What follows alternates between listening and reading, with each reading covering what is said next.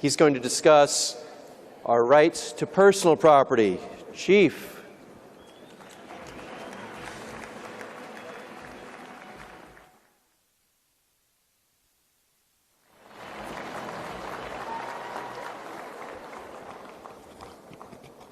I want to thank Ed for the introduction. What he didn't say is I'm really just an old soldier. I'm a cattle rancher. I wear this uniform because I've been given and I accepted a position of responsibility for my fellow citizens. I intend to live up to that position of responsibility. I'm here to talk about asset forfeiture reform. There's various government and non-government agencies out there that are proponents for continuing civil asset forfeiture in its current form.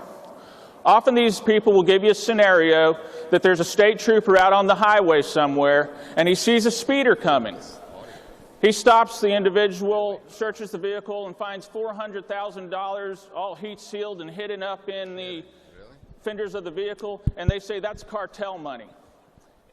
And then without civil asset forfeiture, the only thing that this trooper can do is write that individual a ticket and give the cartel their money back and send them down the road. I'm telling you, that's not how it is. That's not the reality of civil asset forfeiture. Here's the reality of civil asset forfeiture. The majority of forfeitures are less than $10,000. They aren't taken from hidden compartments in cars, and they aren't cartel drug money. An actual civil asset forfeiture is more like this. Your local octarian artist, we'll call her Grandma Moses, she just sold 10 paintings at the local flea market. She's got a few $1,000s hidden under the seat of her vehicle as she leaves. There's a local officer who's got legitimate information that drug dealers are also selling drugs at that local flea market. So he's watching as people leave the flea market, and he stops Grandma Moses, and he talks to her, and he says, "Hey, do you mind if I can search your vehicle?" And Grandma Moses, she loves the police. She's been grown up to respect the police. She knows that we're out there to protect her. She says, "Sure." The officer finds the $10,000, and he seizes it under civil asset forfeiture as drug money. Grandma Moses says, "Well, wait a second, that's my money. I've got it selling paintings." The officer says, "Prove it. Prove that it's not drug money and you can have it back." She doesn't know what to do. She calls the local prosecutor and gets the same story. The prosecutor says, "Yes, under civil asset forfeiture law, you have to prove that you're not the criminal. You have to prove that that's not drug money to get your money back." She calls the sheriff's department. The sheriff's department tells her the same thing. She keeps complaining, and they finally tell her, "Look, you need to stop calling us and complaining, or we're going to look at you real hard. You want us to prove that you're a criminal? We're going to look at you real hard, and we're going to prove you're a criminal." Now she really doesn't know what to do, because the last time they looked at her, they took her $10,000. So she stops complaining. They got her way. But do you think she really has that same respect for the police department and for the officers? Do you think she still trusts them to protect her? No, that's exactly right. No is the correct answer. How do I know this is the real reality of civil asset forfeiture? Well, I saw it firsthand, and it happened to me. I was a CID agent in Texas. I was running a counter-drug task force. We didn't conduct civil asset forfeitures, but we worked with other local agencies that did conduct forfeitures. After an arrest of a low-level drug dealer out in front of his grandmother's house, we were walking into this other agency. They were carrying the grandmother's television and furniture and all their household items out of the house. My partner asked the officers, "What are you doing?" And they said, "Well, she has to prove that she did not know what her grandson was doing, and she has to prove that she paid for this through legitimate money, and then she can have it back." And my partner, he looked at me and goes, "That doesn't seem right, does it?" And I said, "No," and we left. We couldn't stop it, but we didn't have to be a part of it. I also own a cattle ranch in Oklahoma. While I was assigned to this task force in Texas, my wife was home running the cattle ranch, and we had hired hands working for us. One of those hired hands was out running an errand, and he saw a spool of copper wire at a soon-to-be oil field site, and he stole that copper wire. Local citizens saw him do it and called the sheriff, as they should have. Sheriff came up and arrested him, as they should have. Stealing is wrong regardless of who does it.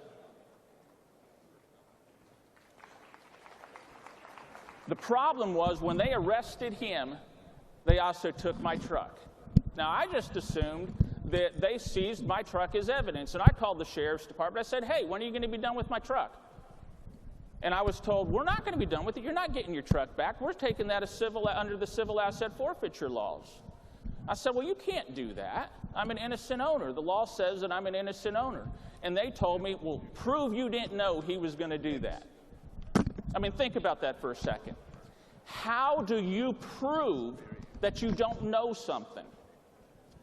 I mean, it's easy to prove you know something. You say what you know. But how do you prove that you don't know something? And that's what they were asking the citizen to do to get their rightful property back, was prove that they did not know something.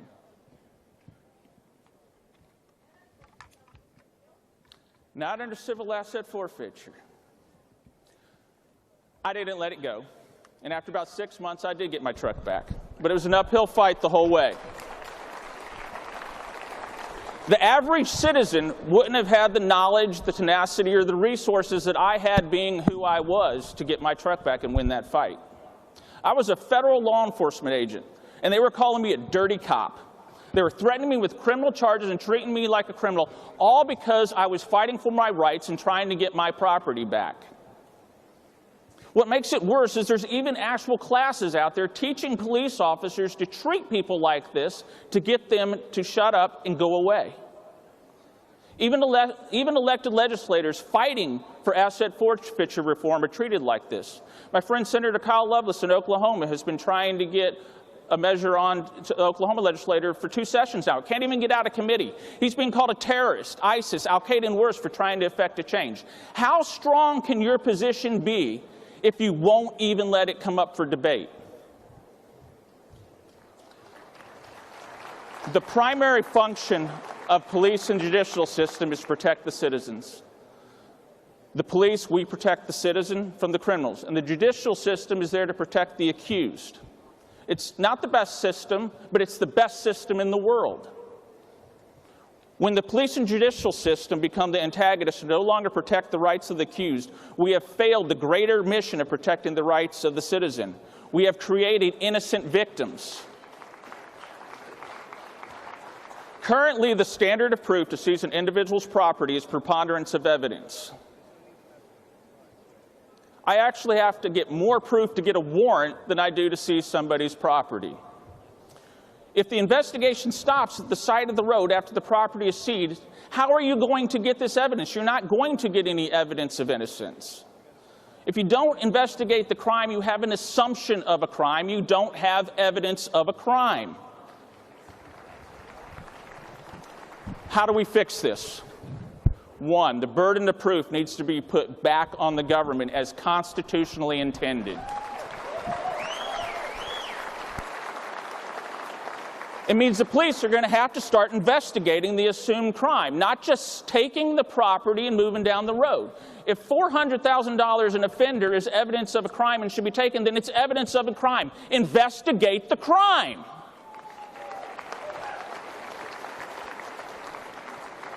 We as police officers need to do our job, protecting the rights of the citizens.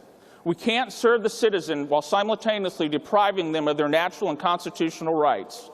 One innocent victim is one too many and does way more damage than letting the criminal get away. President Trump, I want to thank your administration for your support of law enforcement. After the last 8 years, it's a wonderful and welcome change. I know you're being told by other members of law enforcement and associated groups that asset forfeiture reform is a bad idea, that it'll help the cartels and terrorists. I want you to know that there's many of us out in the field who don't agree with that sentiment.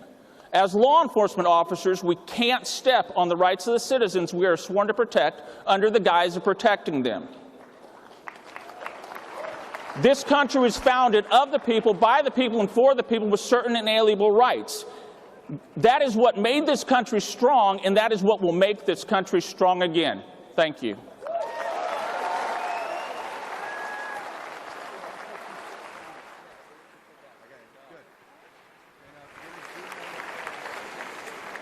Okay, I think you've heard our speaker.